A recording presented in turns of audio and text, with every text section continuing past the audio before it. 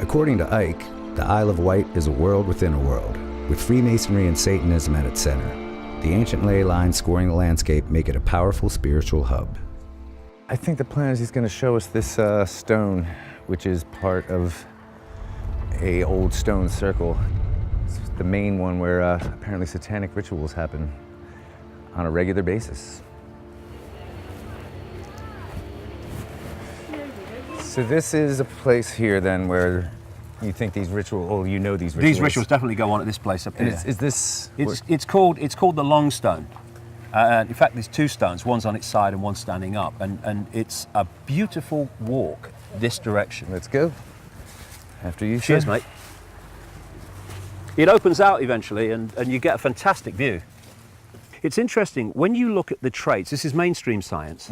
When you look at the traits of what we call the reptilian brain, reptilian genetics, which we all have, one of the traits is an obsession with ritual. So when you look at all the pomp and ceremony of the royal family, you know, with Buckingham Palace and all this stuff, and all the ceremonies and the guards and the horses and the colours, you're looking at ritual.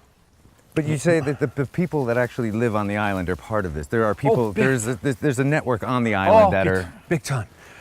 I mean, the Isle of Wight is a beautiful place, and if you pick up the higher levels, the vibrational levels of it, it's a very pleasant place to be. But my goodness me, there is a network of Freemasons, Satanists and paedophiles that run this island. And this is they run its police, government, the government, everything. So we're almost here at the top. Oh, see nearly. There it is. The Long Stone. There we go.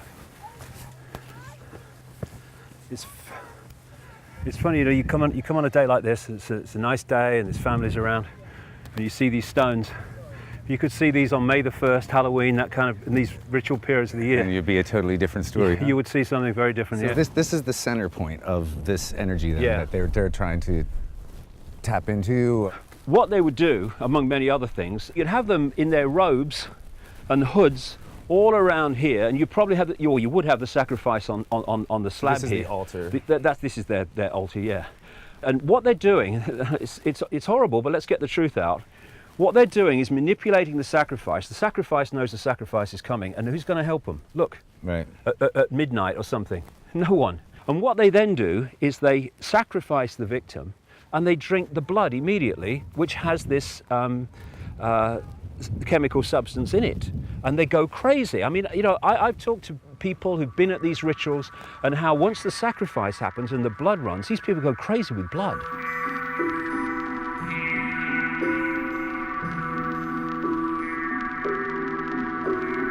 There was a man called Stanley Kubrick, the great filmmaker. I think I've heard of him. Stanley Kubrick was an insider, and he wanted to expose it. And his last movie was called Eyes Wide Shut. I've seen it. Now, Eyes Wide Shut, he died very, very soon after it was presented to executives at the film company, and was given no fanfare whatsoever when it came out. It just disappeared. The hell out of it as well. Yes, they did. They took 25 minutes out of it, which he refused to do. Now, he filmed a ritual with Tom Cruise in it, in which I only know more recently was a Rothschild mansion. And what he filmed is a mild version of what goes on, because he knew. And you had the colours. You have most people in the ritual in Eyes Wide Shut were in black. The main guy was in red. Here we go again. Yeah. You had the orgies going on, and you had the people being killed, the lady being killed. But that was such a mild version. I don't know what was in the 25 minutes they took out, mind, because the real version is that there's blood every bloody way. We see a hierarchy in the public arena of president, secretaries of state, of prime ministers, secretaries of state, down. Yeah. That's the public hierarchy. The real hierarchy in the shadows is the occult hierarchy. And if you're higher in the occult hierarchy, the satanic hierarchy, which is incredibly hierarchical, it's all hierarchical, then you have more power over someone higher than you in the public hierarchy. You know, people familiar with your work would know that you've made some predictions over the years, and they've come to pass. I mean, I think this may be part of the reason why people have really started to pick up on your work. Something like the internet, what do you see happening? I mean, because at the moment, this is how people are getting information spread to each other. It seems, at least at the moment, to be relatively free in most countries. What do you see happening there? The big thing that they're going to say is, because of the danger of terrorism and terrorists communicating on the internet, these things have to be stopped. I mean, what did Cameron say after the London riots? We may have to talk about censoring Twitter and Facebook. And Bill Clinton, and when Bill Clinton, like Tony Blair or George Bush or anybody, when they open their mouths, it's the Rothschild speaking. And just a few months ago, Bill Clinton came out and said we need basically a censor organization, a ministry of truth, to police the internet and to stop people. He specifically talked about people who are spreading rumors on the internet and are not true. They are true, Bill, okay. They're in my books. There's old documentaries about it. They're true. Go away. Drink your milk.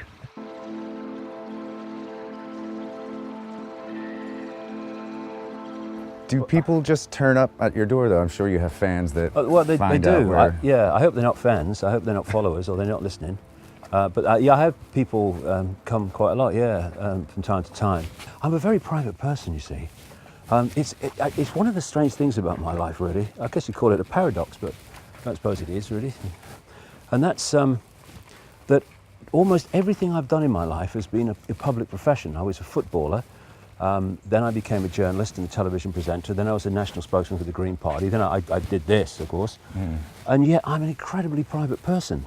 And you know, I talk to thousands at an event, and I love it. I just love being there. It's like being in another reality. There's a massive interaction going on energetically between the audience and me. You feel what humanity is behind the programming and behind the false sense of limitation and I can't and little me. You feel the true magnitude of what we are coming off the audience. What we need is not compliance, we need a non-comply dance. Where we beat to a different drum and we dance to a different drum. Where we refuse to acquiesce to this control system that seeks to enslave us even more than it already has. Non-comply dance.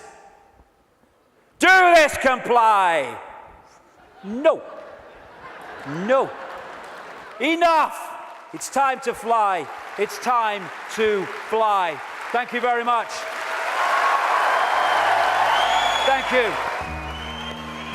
It's funny, Kev, you've brought me here, and it's kind of a real strange, kind of spooky, kind of surreal feeling, because I used to stand here. I was a little boy. I could just about see over the top of this bloody fence. Same fence, I think it is anyway, repainted. And I used to watch the steam trains come up, and I wanted to be a footballer, and I wanted I love steam trains and all the rest of it. And nearly 60 years later, I'm standing in the same spot, and I've been talking to you about a moon bloody matrix, shape-shifting reptilians, a few families run the bloody world. I mean, whatever happened to you? Just keep watching the steam trains. All the trouble you've got me into. And it's just a strange where life goes. You never know where it goes, so all you can do is enjoy the moment. And I love this moment when I was watching them steam trains. I was in my heaven. And standing here, I'm in another kind of heaven, because given what happened 20 years ago and many years after that, I was ridiculed in the street, called a nutter, and I couldn't fill a phone box. And now suddenly it's so different. It just shows that if you keep walking and believing what you're doing, then something comes out the other end, and it's just beginning to. Even within conspiracy circles, David Icke is a controversial figure. Many view him as a harmless eccentric, while others claim he must be an agent provocateur, discrediting conspiracies by mixing documented fact with wild allegations of rapist reptilians and their artificial moon base. Maybe they're just jealous. Icke has sold over 20 million books worldwide, while his website is an iconic forum for the global esoteric community with over 4 million views a month.